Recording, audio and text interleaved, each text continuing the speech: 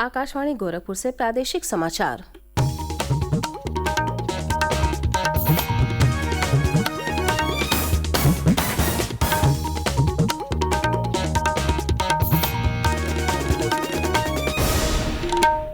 नमस्कार।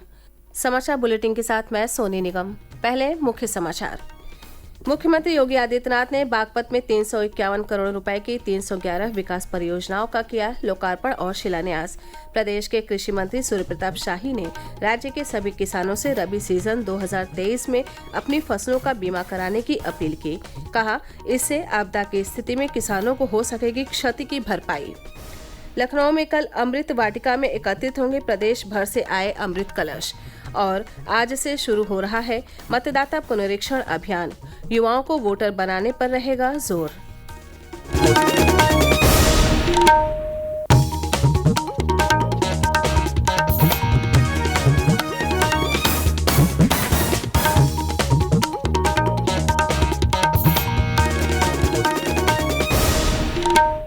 अब समाचार विस्तार से।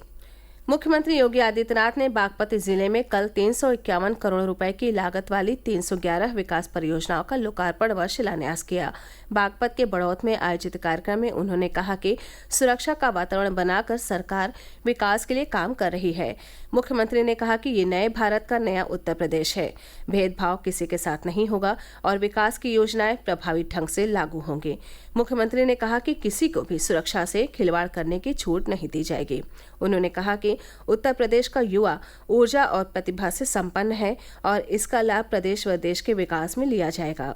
इसके पूर्व मुख्यमंत्री योगी आदित्यनाथ श्री शिव गोरखनाथ आश्रम भगवानपुर नागल गांव पहुंचे, जहां उन्होंने मंदिर के सत्संग भवन का लोकार्पण और रुद्राक्ष के पौधे का रोपण भी किया।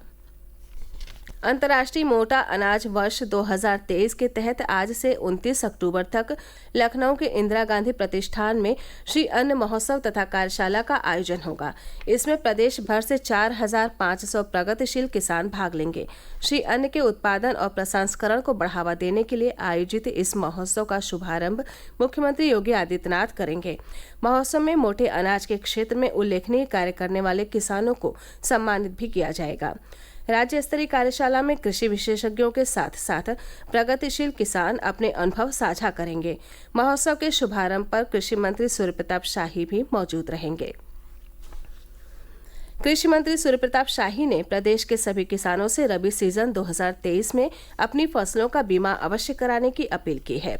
उन्होंने कहा कि इससे आपदा की स्थिति में संभावित क्षति की भरपाई हो सकेगी।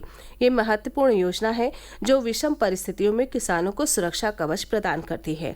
उन्होंने कहा कि रबी फसलों के बीमा कराने की अंतिम तिथि 31 दिसंबर 2023 निर्धारित की गई है। प्रधानमंत्री फसल बीमा योजना में रबी की फसलों के लिए मात्र 1.5% प्रीमियम ही किसानों को देना पड़ता है। शेष प्रीमियम की धनराशि राज्य सरकार और केंद्र सरकार अपने बजट से देती है। राज्यपाल आनंदीबेन पटेल से कल राजभवन में राष्ट्रीय स्तर पर राष्ट्रीय सेवा योजना पुरस्कार विजेताओं और नई दिल्ली में आयोजित हुई गणतंत्र दिवस परेड के प्रतिभागी दल के सदस्यों ने शिष्टाचार भेंट की। मुजफ्फरनगर के खेड़ी वीरान गांव में कल पहले रसोई गैस के उत्पादन प्लांट का शुभारंभ हुआ। आईजीएल कंपनी के एमडी कमल किशोर चैटवाल ने इसकी शुरुआत की। प्रदेश सरकार नेडा के माध्यम से हर तहसील में एक प्लांट लगवा रही है। बायो स्पार्क एनर्जी के नाम से शुरू हुए इस प्लांट की गैस आईजीएल कंपनी खरीदेगी। ये कंपनी मुजफ्फरनगर शहर को रसोई गैस की आपूर्ति भी करती है। प्लांट में प्रतिदिन 4,000 टन गैस का उत्पादन होगा, जो कि जैविक कचरे से तैयार किया जा रहा है। आगरा में आज से 15वां अंतर्राष्ट्रीय फुटवियर ट्रेड फेयर शुरू हो रहा है। इसमें चीन, इटली और जापान समेत विश्व के 30 से अधिक देशों के 200 से ज्यादा प्रतिभागी हिस्सा लेंगे। केंद्रीय परिवार कल्याण राज्य मंत्री एसपी सिंह बघेल और उच्च शिक्षा मंत्री योगेंद्र उपाध्याय एवं भारतीय जनता पार्टी के किसान मोर्चा के राष्ट्रीय अध्यक्ष राजकुमार चहल इसका शुभारंभ करेंगे। गाजीपुर जिले की एमपी एमएलए कोर्ट ने पूर्व विधायक मुख्तार अंसारी को गैंगस्टर मामले में दोषी करार दिया है। कोर्ट आज इस मामले में सजा सुनाएगी। वर्ष 2010 में मुख्तार अंसारी के खिलाफ गाजीपुर के करंडा थाने में गैंगस्टर का केस दर्ज किया गया था। प्रादेशिक समाचार आप आकाशवाणी गोरखपुर से सुन रहे हैं। ये समाचार बुलेटिन हमारे YouTube channel AIR news Gorakhpur और ट्विटर हैंडल AIR न्यूज़_GKP पर भी उपलब्ध है। आज़ादी के अमृत महोत्सव के मेरी माटी मेरा देश कार्यक्रम के तहत प्रदेश भर में उत्साहपूर्वक अमृत कलश यात्राएं निकाली जा रही हैं। विभिन्न जिलों के सभी विकास खंडों तथा नगर पालिकाओं एवं नगर पंचायतों से एकत्रित किए गए कलश जिला मुख्यालय पहुंच रहे हैं, जहां यात्रा का भव्य स्वागत किया जा रहा है। कल लखनऊ के अमृत वाटिका में ये अमृत कलश एकत्रित किए जाएंगे। इसी क्रम में हापुड़ जनपद में कलश यात्रा निकाली गई। केंद्रीय सड़क परिवहन एवं राजमार्ग राज्य मंत्री जनरल VK सिंह ने मेरी माटी मेरा देश कार्यक्रम में भाग लिया। उन्होंने कहा कि ये कार्यक्रम देश के शहीदों को सच्ची श्रद्धांजलि है। उधर फतेहपुर जिले में केंद्रीय राज्य मंत्री साध्वी निरंजन ज्योति अमृत कलश यात्रा कार्यक्रम में सम्मिलित हुई। उन्होंने लोगों को पंच प्रण की शपथ दिलाई। मिर्जापुर में मेरी माटी मेरा देश कार्यक्रम में प्रदेश सरकार के मंत्री आशीष पटेल शामिल हुए। उन्होंने अमृत कलश भरी बस को हरी झंडी दिखाकर रवाना किया। वहीं संभल में माध्यमिक शिक्षा राज्य मंत्री गुलाब देवी और बलिया में आयुष खाद्य सुरक्षा एवं औषध प्रशासन राज्य मंत्री स्वतंत्र प्रभार दयाशंकर मिश्र दयालु कार्यक्रम में शामिल हुए। गोरखपुर जिले में न्याय पंचायत स्तर से अमृत कलश यात्रा बाबा गंभीरनाथ प्रेक्षागृह पहुंची, जहां बलिदानियों को याद करते हुए यात्रा का अभिनंदन किया गया। कानपुर नगर, मेरठ, मथुरा, अंबेडकर नगर, वाराणसी, आजमगढ़, एटा, सहारनपुर, शामली, अमरोहा, रामपुर, कासगंज, बहराइच, हमीरपुर और मऊ जिलों में भी कलश यात्राएं निकाली गई। भारत निर्वाचन आयोग के अघोषित कार्यक्रम के अनुसार विधानसभा निर्वाचन क्षेत्रों की निर्वाचक नामावलियों का विशेष पुनरीक्षण अभियान आज से शुरू किया जाएगा। 9 दिसंबर तक चलने वाले इस अभियान के दौरान मतदाता सूची में पात्र और छूटे हुए मतदाताओं को जोड़ा जाएगा। मतदाता सूची को भी अपडेट किया जाएगा। मुख्य निर्वाचन अधिकारी नवदीप रेणवा ने उत्तर प्रदेश के सभी नागरिकों से इस अभियान से जुड़ने की अपील की है। उन्होंने कहा कि अभियान के तहत जिनका वोटर कार्ड नहीं बना है वो अपना वोटर कार्ड बनवा सकते हैं।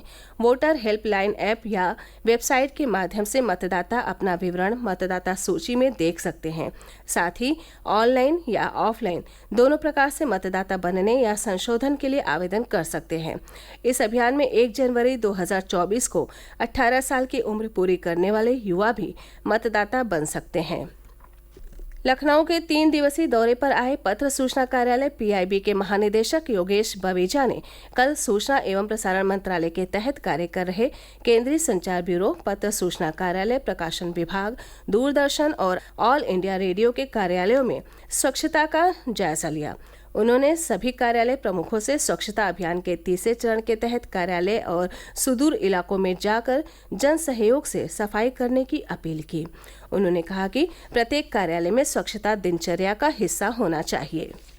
केंद्रीय सहकारिता मंत्री अमित शाह ने पारंपरिक बीजों के उत्पादन को बढ़ावा देने पर बल दिया है, जिससे ग्रामीण अर्थव्यवस्था को मजबूत बनाया जा सके।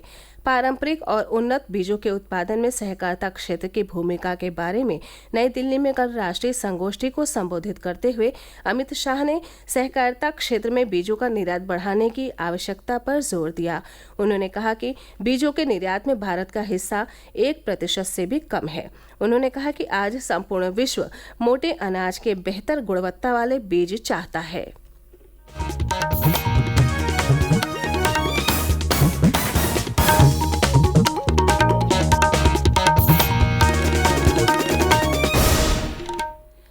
अंत में मुख्य समाचार एक बार फिर।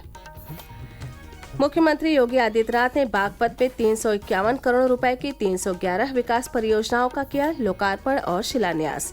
प्रदेश के कृषि मंत्री सूर्य प्रताप शाही ने राज्य के सभी किसानों से रबी सीजन 2023 में अपनी फसलों का बीमा कराने की अपील की। कहा, इससे आपदा की स्थिति में किसानों को हो सकेगी क्षति की भरपाई। लखनऊ में कल अमृत वाटिका में एकत्रित होंगे प्रदेश भर से आए अमृत कलश। और आज से शुरू हो रहा है मतदाता पुनरीक्षण अभियान, युवाओं को वोटर बनाने पर रहेगा जोर। इसी के साथ ये समाचार बुलेटिन समाप्त हुआ। नमस्कार।